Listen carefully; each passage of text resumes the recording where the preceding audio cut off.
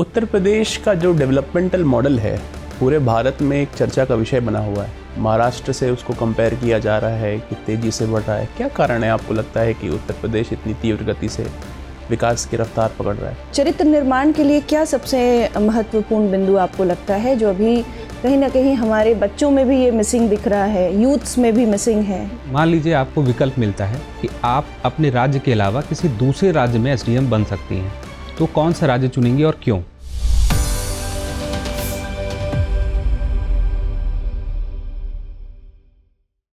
May I come in, please sir? Come in. Good morning, sir. Good morning, ma'am. Good morning. May I sit? बैठिए तेजस्वी जी, अपने बारे में कुछ बताइए तेजस्वी जी। मैं उत्तर प्रदेश के औरैया जनपद की निवासी हूँ। मैंने अपना ग्रेजुएशन वर्ष 2016 में विवेकानंद ग्रामोद्योग महाविद्यालय, जो कि कानपुर यूनिवर्सिटी से संबद्ध है, वहाँ से किया है, और फिजिक्स, केमिस्ट्री और मैथमेटिक्स विषय में। और उसके बाद सर मैंने बीटीसी कोर्स किया है, और उसके बाद सर मैंने कानपुर यूनिवर्सिटी से ही डिस्टेंस में एमए किया है प्राचीन भारतीय इतिहास विषय में। और सर वर्ष 2020 से ही मैं बेसिक शिक्षा विभाग उत्तर प्रदेश में सहायक अध्यापिका के पद पर कार्यरत हूँ। और सर मैं अपने खाली समय में चेस खेलना और अपने पिताजी की फेवरेट ट्रेडिशनल डिशेज पकाना पसंद करती हूँ। मतलब आप सहायक अध्यापिका हैं जी और आपने एमए भी कर रखा है, बीटीसी भी कर रखा है, बीएससी भी कर रखा है। जी सर। और बहुत ही अच्छा काम कर रही हैं, मतलब आप एक अध्यापिका के तौर पर। जी सर। अच्छा, मुझे ये बताइए कि राष्ट्र को, देश को हमारे अध्यापिका की ज़्यादा ज़रूरत है, अध्यापन की ज़्यादा ज़रूरत है कि प्रशासन की ज़्यादा ज़रूरत है?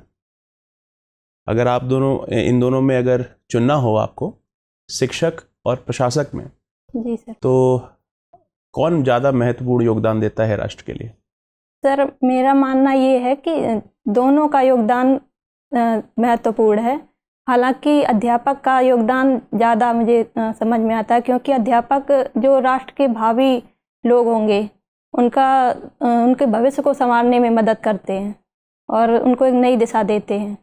हालांकि प्रशासकों का भी अपना योगदान है, लेकिन मुझे पर्सनली लगता है कि अध्यापक का ज़्यादा योगदान। फिर आप प्रशासक क्यों बनना चाहती हैं तेजस्वी जी? सर मेरा स्कूल टाइम से ही मेरा ये ड्रीम था कि मुझे प्रशासन में जाना है। और सर कुछ ऐसी परिस्थितियां बनी कि कुछ पारिवारिक जिम्मेदारियों की वजह से मैं उतना समय इस परीक्षा में नहीं दे पाई। और जब मेरी नियुक्ति सर ग्रामीण क्षेत्र में हुई एज अ टीचर, तो सर मैंने वहाँ की परेशानियों को बहुत करीब से देखा। तो फिर उस परिवेश की जो समस्याएं थीं सर, हालांकि सपना मेरा था, उस जो समस्याएं वहाँ की थी, उन्होंने सर मुझे और भी उत्प्रेरित किया कि मैं इन जो वंचित वर्ग के लोग हैं, सुभेद वर्ग के, उनके कल्याण में विभिन्न क्षेत्रों में सर मैं कार्य कर सकूं, ना केवल शिक्षण के क्षेत्र में और भी क्षेत्रों में। जी। तो आपने क्या समस्याएं देखी पिछड़े वर्गों के लिए, या फिर जो वंचित वर्ग हैं, समाज से कटे हुए हैं, उनके लिए क्या समस्याएं आपने देखी? जी सर, जैसे कि सर ग्रामीण क्षेत्र में यूपी में इतनी जनसंख्या है और ग्रामीण क्षेत्रों में ही ज़्यादातर जनसंख्या निवास करती है। तो सर ग्रामीण क्षेत्र में जो शिक्षा का स्तर है वो सर, शिक्षा तो हालांकि साक्षरता दर ठीक है मेरे ज़िले में, लेकिन जो यूपी का पूरा देखें तो ग्रामीण क्षेत्र में साक्षरता दर ही कम है। और उसके बाद सर जो दूसरी समस्या मैंने देखी कि रोज़गार की समस्या है, और जो युवाओं में उतना कौशल की कमी है, तो उनको उस स्तर का रोज़गार नहीं प्राप्त हो पाता है, और ग्रामीण क्षेत्र में ही वो रह जाते हैं, उनका उतना विकास नहीं हो पाता है। और सर तीसरा मैंने सर महिलाओं की समस्याओं को करीब से देखा है। जैसे महिलाएं घर का कार्य ही करती हैं, उसी में रह जाती हैं सर, आगे बढ़ने का अवसर उनको नहीं मिलता है। उत्तर प्रदेश सरकार की महिलाओं को लेकर के कौन कौन सी योजनाएं चल रही हैं, और बाल कल्याण के लिए कौन कौन सी योजनाएं चल रही हैं? जी सर, उत्तर प्रदेश सरकार द्वारा महिलाओं के लिए मिशन शक्ति योजना है, इसके अतिरिक्त सर कन्या सुमंगला योजना है, और मुखबिर योजना है जो कन्या भ्रूण हत्या से रोकने के लिए, और यूपी भाग्यलक्ष्मी योजना है। और सर ये मुखबिर योजना कौन सी है? मुखबिर योजना सर जो भ्रूण हत्या होती है, कन्या भ्रूण हत्या, उसे रोकने के लिए यदि कोई व्यक्ति सूचित करता है सरकार को ऐसा कुछ हो रहा है, तो इसको उस व्यक्ति को इनामी राशि दी जाएगी, ऐसा है सर इसमें। अच्छा, उसमें क्या दंड के प्रावधान भी है? माफ़ी चाहती सर, इतना मुझे ये पता है कि जो व्यक्ति सूचित करता है सरकार को, तो उसके लिए कुछ इंसेंटिव दिए जाते हैं तो इससे रोक लगाई जा सकती है। मेरा आखिरी सवाल तेजस्वी जी आपसे फिलहाल सर। के लिए, उत्तर प्रदेश का जो डेवलपमेंटल मॉडल है पूरे भारत में एक चर्चा का विषय बना हुआ है। जी सर। महाराष्ट्र से उसको कंपेयर किया जा रहा है कि तेजी से बढ़ रहा है। क्या कारण है आपको लगता है कि उत्तर प्रदेश इतनी तीव्र गति से विकास की रफ्तार पकड़ रहा है?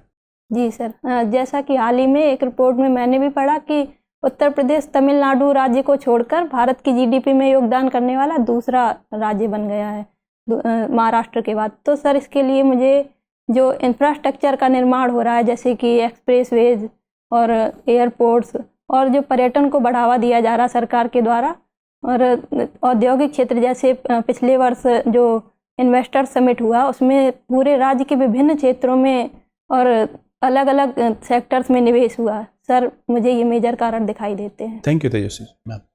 तेजस्वी, जी मैम। आप थोड़ी नर्वस हैं, हाँ मैम, थोड़ा। तो नर्वस होना क्या पॉजिटिव है या नेगेटिव क्वालिटी है?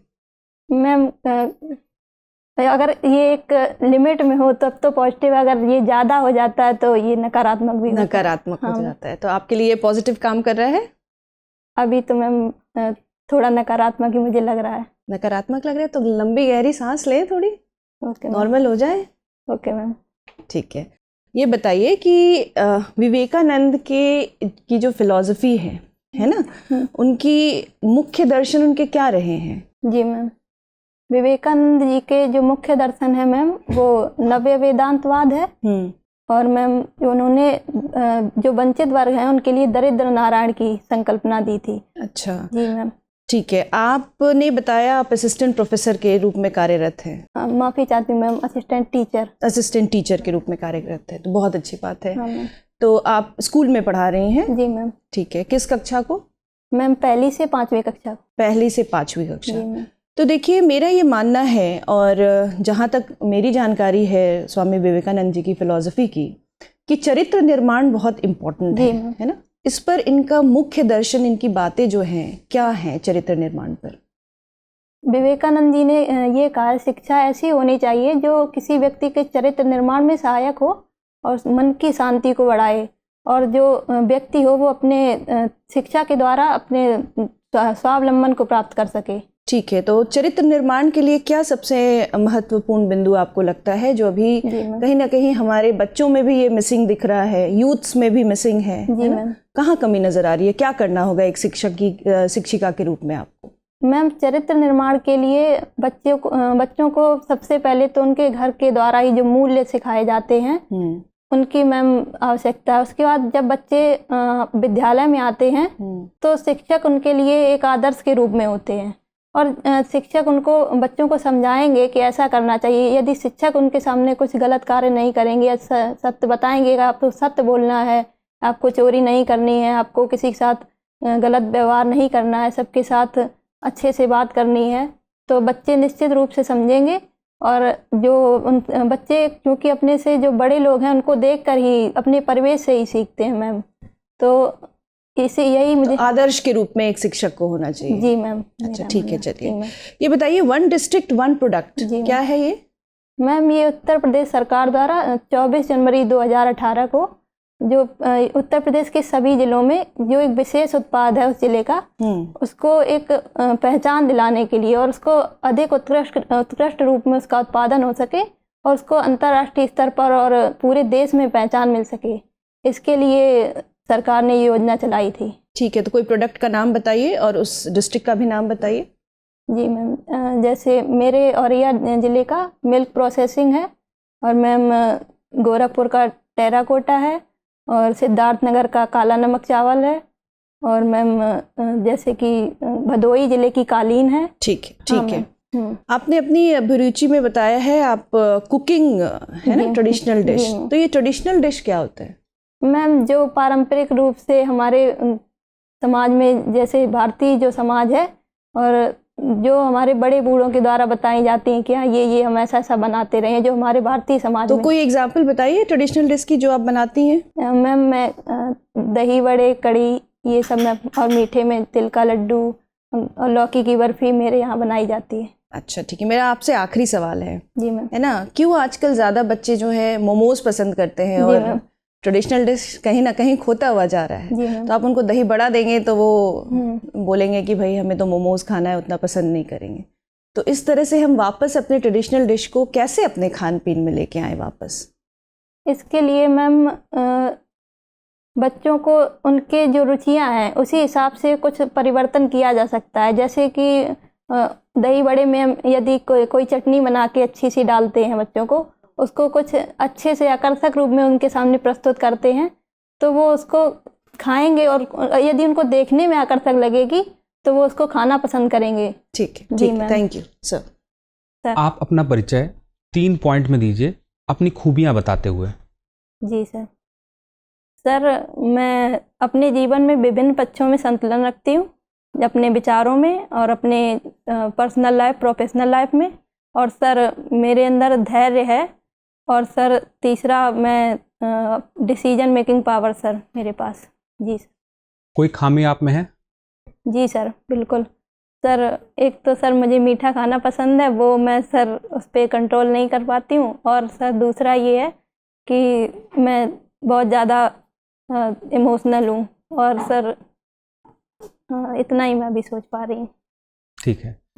एक जल्लीकट्टू पर फैसला आया था, वह जल्लीकट्टू का मामला क्या था? सर, वो जल्लीकट्टू पारंपरिक रूप से जो एक त्योहार के रूप में, खेल के रूप में तमिलनाडु में मनाया जाता है। वहाँ पे सर जो वो दौड़ होती है, शायद सर उसमें बैल होते हैं तो उनके बैल साथ। या सांड? हाँ सर, वो मैं उसको सांड बैल ही बोलती हूँ। हाँ सर, तो उनके सर दौड़ कराई जाती थी, उसमें उनके साथ हिंसा का भी ऐसा इशू था कि हिंसा की जाती है उस दौरान। यही सर, इसी ऐसा ही सुना मैंने। उनके साथ हिंसा की जाती है, मतलब कि उनके जीवन पर खतरा है, यही बात ना? तो बहुत सारे ऐसे जानवर हैं जिसे खाया जाता है, जी सर। तो उसको लेकर क्या चिंता व्यक्त नहीं की जा रही है? सर, चिंता व्यक्त की जाती है, लेकिन जल्लीकट्टू त्यौहार को लेकर हालांकि जो माननीय उच्चतम न्यायालय है उन्होंने रोक लगाई थी, तो उसके बाद क्योंकि पारंपरिक रूप से मनाया जाने वाला त्यौहार है तो मुझे लगता है कि सर शायद उस पर रोक हटा भी दी गई थी। अच्छा, बहुत सारे इस वक्त अभी सुप्रीम कोर्ट के निर्णय आए हैं, फिर उसके बाद लगातार नए नए कानून आए। जी। आपको कोई कानून बनाना हो अपनी इच्छा के अनुसार, तो आप कौन सा एक कानून बनाएंगी नया एकदम? जी सर। सर, कुछ बात समझ चाहती हूँ थोड़ा। बिल्कुल। हाँ। या किस विषय पर बनाना चाहेंगे, यही बताइए। सर, मैं महिलाओं के लिए वर्क प्लेस पर जो पीरियड लीव का इशू चल रहा है उसके लिए मैं ये प्रावधान बनाना चाहूँगी कि उनके वर्किंग आवर्स उस दौरान कम किए जाएं, और जो भी प्राइवेट सेक्टर की जो कंपनियां हैं वो कुछ ऐसे प्रावधान करें जैसे कि वहाँ पे कुछ ऐसा आराम गृह टाइप का कुछ रूम हो, और भी जो हेल्थ से रिलेटेड इशूज़ हों उस दौरान महिलाओं को, तो उसके लिए मैं सॉरी ये नहीं बोल रही कि उनको लीव दी जाए, बट ऑफिस में ही कुछ ऐसे व्यवस्था की जाए कि उस दौरान महिलाओं को यदि पीड़ा होती है तो उस वहाँ पर जाकर आराम कर सकें और कुछ टाइम रेस्ट कर सकें। ठीक है, कोई देश ऐसा है आपके सामने जो उदाहरण के तौर पर आप बता सकें कि वहाँ पर पीरियड लीव मिलती है या कोई सुविधाएं दी जाती हैं? जी सर, स्पेन में सर है प्रावधान। ठीक है।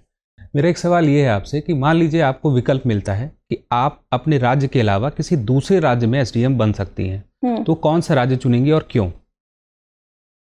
सर, मैं हरियाणा राज्य को चुनूंगी। क्यों? सर, वहाँ पे महिलाओं की जो सेक्स रेशियो, महिलाओं की जनसंख्या है वो काफ़ी कम है, और महिलाओं के लिए मैं सर कार्य करना चाहती हूँ, इसलिए। ठीक है सर।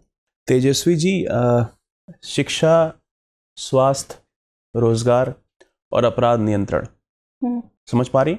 शिक्षा, स्वास्थ्य, रोजगार और अपराध नियंत्रण, इन 4 चीज़ों में से आपकी प्राथमिकताएं कौन सी होंगी जिसमें आप काम करना चाहेंगी और क्यों काम करना चाहेंगी? जी सर, मैं सर सभी बिंदुओं पर कार्य करना चाहूँगी। सबसे पहले सर मैं अपराध नियंत्रण पर कार्य करना चाहूँगी। उसके बाद सर मैं शिक्षा पर कार्य करना चाहूँगी। और सर, क्योंकि शिक्षा बहुत आवश्यक है, शिक्षा प्राप्त होगी तभी युवाओं को दिशा मिलेगी और वो अपने पैरों पर खड़े हो सकेंगे। उसके बाद सर मैं स्वास्थ्य के लिए कार्य करना चाहूँगी, और जब शिक्षा अच्छी होगी तो रोजगार स्वतः ही प्राप्त हो जाएगा। अच्छा, तो क्यों अपराध नियंत्रण प्रोग्राम करना चाहेंगी? सर क्योंकि अपराध यदि नहीं होगा समाज में तो समाज में शांति रहेगी और सभी लोग अपना जीवन खुशहाली से व्यतीत कर सकेंगे। उत्तर प्रदेश के ये अपराध नियंत्रण के मॉडल को एक रोल मॉडल के रूप में क्यों देखा जा रहा है पूरे भारत में? जी सर, ऐसा इसलिए है सर क्योंकि जो उत्तर प्रदेश में कन्विक्शन रेट है महिलाओं के खिलाफ अपराध हो या अन्य भी अपराध हो तो वो सबसे अधिक है। और जो अपराध दर्ज होते हैं वो तेज़ी से उनका निपटान किया जाता है, और जो सरकार के द्वारा नए नए प्रयासों के द्वारा, जैसे कि अभी जो महिला पुलिसकर्मी हैं वो गांव-गांव में जाकर शक्ति दीदी के नाम से महिलाओं को योजनाओं की जानकारी और ये नए जो भी कानून है उनके लिए उनकी जानकारी दे रही, तो विभिन्न प्रयास सरकार के द्वारा किए जाते हैं। आपको इससे कभी लाभ हुआ है सरकार की इस पहल से? सर नहीं सर, मुझे ऐसा कुछ अभी अवसर नहीं अभी आया मेरे सामने। मेरा आखिरी सवाल आपसे, कमिश्नरेट सिस्टम क्या होता है ये? जी सर, कमिश्नरेट सिस्टम जो प्रमुख ज़िले हैं प्रदेश के 7 जिलों में ये है, जो आर्थिक गतिविधियों के केंद्र ज़िले हैं वहाँ पर जो कमिश्नर हैं उनके पास शक्तियाँ उनको दी गई हैं ताकि जो निर्णय है वो त्वरित रूप से लिए जा सके और वहाँ पे आर्थिक गतिविधियों के क्षेत्र में शांति रहे और अपराध दर कम से कम रहे। और ये ड्यूअल कमांड सिस्टम जो है पहले से चलता आ रहा है उससे ये कैसे भिन्न है? जी सर, उसमें जो सर मुख्य जो ज़िले के मजिस्ट्रेट होते थे उनके पास पावर होती थी और जो पुलिस अधीक्षक थे उन्हीं के पास रिपोर्ट करना होता था, और सब अब ऐसी कोई बाध्यता नहीं है सर। वो कमिश्नर को रिपोर्ट करेंगे और जो निर्णय होगा वो त्वरित रूप से लिया जा सकेगा और एकल निर्णय होगा तो उसमें देरी भी नहीं होगी और ये भी नहीं हो सकेगा कि एक दूसरे पर ये थैंक यू तेजस्वी जी, आपका इंटरव्यू समाप्त होता है, अब आप जा सकती हैं। Okay sir, thank you thank you thank you.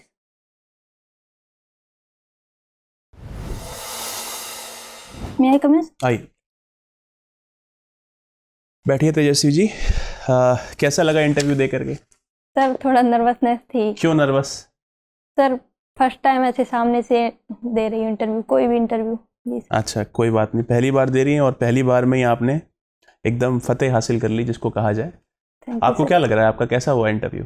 Sir ठीक ठाक हुआ है, बहुत ज़्यादा अच्छा नहीं कह सकते। बहुत अच्छा नहीं कह सकते? कहाँ आपको लग रहा है गलती हो गई आपसे, या क्या आपको लगा कि कमी रह गई? सर एक तो सर मैं अपना स्पेक्स भुलाई तो उसकी वजह से आइज वो अच्छा। हाँ सर। कोई बात नहीं, ध्यान रखिएगा यहाँ पर आप भूल जा रही हैं, आयोग में गलती ना हो तो ज़्यादा बेहतर है। हाँ सर। हाँ, और सर बोलने में कुछ कहीं जब ज़्यादा लंबा आंसर होता है तो सर कुछ आवाज़ में वाइब्रेशन सा मुझे लगता है। वाइब्रेशन सा, देखिए पहली बात तो बोर्ड मेंबर्स की आपको लेकर के राय जो है बड़ी सकारात्मक है। ओके।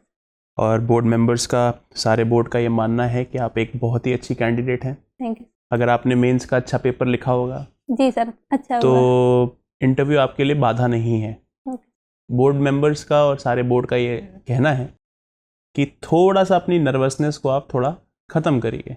उसका कारण ये है कि आप यहाँ पर एग्ज़ाम को पास करके आई हैं, भारत का सबसे जिसको कहा जाए ऐसा राज्य जो बहुत चर्चा में है और बहुत सारे लोग आवेदन देते हैं इस परीक्षा के लिए। जी।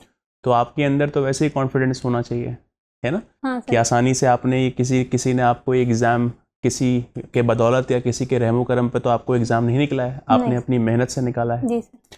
तो नर्वसनेस पहली चीज़ है वो एकदम मिटा दीजिए। ओके। आप जैसे कि मैम ने कहा, जैसे कि सारे बोर्ड मेंबर्स का मानना है कि आप ध्यान इस बात का रखिए कि आप अपने कंफर्ट एरिया में रहें। जितना ज़्यादा आप अच्छा कंफर्टेबल रहेंगी, आप ये समझ लीजिए कि आप किसी बड़े बुजुर्ग से वहाँ पर बात कर रही हैं, बड़े लोग हैं वहाँ पर, सीनियर मेंबर्स रहेंगे, तो वहाँ पर जा कर के उनको आदर और सम्मान, और ऐसा सोच करके जाइए कि जो मुझे आता रहेगा मुझे आएगा और जितना नहीं आएगा उससे मैं सीखूंगी बहुत सारा कुछ। तो हारना या जीतना ये तो अलग बात है, तो इससे आपकी नर्वसनेस भी खत्म हो जाएगी। ठीक है। दूसरा, स्वामी विवेकानंद जी को देख लीजिएगा आप। हाँ सर। उसको थोड़ा पढ़ने की ज़रूरत है, रिलीजन को लेकर के उन्होंने क्या कहा है जी और उनकी क्या फिलॉसफी है, जी सर, उसको देखने की ज़रूरत है। जी। आपका इंटरव्यू 10 जनवरी को है। जी सर। 9 जनवरी को प्रवासी भारतीय दिवस मनाया जाता है। जी तो ये ध्यान रखिएगा कि 9 जनवरी के बाद 10 जनवरी को वो सारी खबरें न्यूज़पेपर में रहेंगी। फैक्चुअल और करंट डेटा को थोड़ा सा अपडेट कर लीजिएगा। काशी तमिल संगम ऑर्गेनाइज किया गया है, हाँ। किस लिए है, क्या है ना। और पहला सवाल जो मैंने आपसे पूछा था, प्रशासिका बनना चाहती हैं कि अध्यापिका, तो अध्यापिका का ज़्यादा बड़ा योगदान है कि प्रशासिका का। तो आपने जो सवाल का उत्तर दिया वो उससे थोड़ा सा संतुष्ट नहीं थे लोग। उसका एक कारण ये है कि जो प्रशासिका और जो अध्यापिका वो है टीचर्स, उनका दोनों का योगदान बहुत ज़्यादा होता है। जी सर। लेकिन जो प्रशासन होता है, खास करके जो एडमिनिस्ट्रेटर्स होते हैं, वो तुरंत शॉर्ट टर्म एक तरीके से अप्रोच को, शॉर्ट टर्म सॉल्यूशंस के लिए काम करते हैं और शॉर्ट टर्म एक तरीके से सॉल्यूशन प्रोवाइड करते हैं प्रॉब्लम्स का। ऑन द अदर हैंड अगर जो टीचर होता है वो लॉन्ग टर्म ओरिएंटेशन की तरफ रहता है, लॉन्ग टर्म उसका गोल रहता है, तो दोनों की भूमिका ज़्यादा होती है। तो इस चीज़ को आप हमेशा ध्यान में रखिएगा अपनी उसके अंदर। जी सर, मैंने ये सोच के बोला था कि समाज निर्माण में, क्योंकि जो प्रशासक होते हैं वो भी कहीं ना कहीं उनके टीचर्स का योगदान रहता है उनके जीवन में, तो सर ये सोच के मैंने बोला था। तो ये से आप बच सकती थी, क्योंकि फिर ये सवाल ऐसा फिर बोलना चाहता, फिर आप आई क्यों हैं यहाँ पर, जब ऑलरेडी आप टीचर हैं, ऑलरेडी बहुत सारे अच्छे पद पर हैं, ऑलरेडी नियुक्त हैं, तो ऐसा सवाल बन सकते हैं आपसे वहाँ पर जाकर के। सर बिल्कुल। तो मेरा मानना ये है कि by and large you are absolutely there, और आप बहुत ही अच्छी कैंडिडेट हैं। मेंस का अच्छा पेपर होगा तो इंटरव्यू आपके लिए बाधा नहीं है, निसंदेह। Okay sir. तनाव लेने की कोई ज़रूरत नहीं है, बहुत ही अच्छी कैंडिडेट हैं आप। Okay sir. कोई सवाल पूछना है आपको? नहीं सर, मैम साड़ी का पूछना था। यही पहन के जा रही हैं आप? जी मैम। हाँ ठीक है, फिर आप इसे अच्छे से ड्रेप कर लीजिएगा। Okay ma'am. ठीक है, साड़ी अच्छी, कलर अच्छा है। Okay ma'am. सर और कुछ? नहीं। ठीक। कुछ आपको पूछना नहीं? नहीं सर, बाकी बहुत बढ़िया, बहुत ही अच्छा। ओके। यूथ डे सेलिब्रेट किया जाता है विवेकानंद जी की। हाँ जी मैम जी। तो आप ये चीज़ देख लेंगे, क्योंकि आपका इंटरव्यू कब है? मैम 10 जनवरी को। हाँ तो देख लेंगे, 12 तारीख को होता है, और चूंकि आपने विवेकानंद लिख रखा है ना कॉलेज। हाँ। Okay, thank you, thank you sir.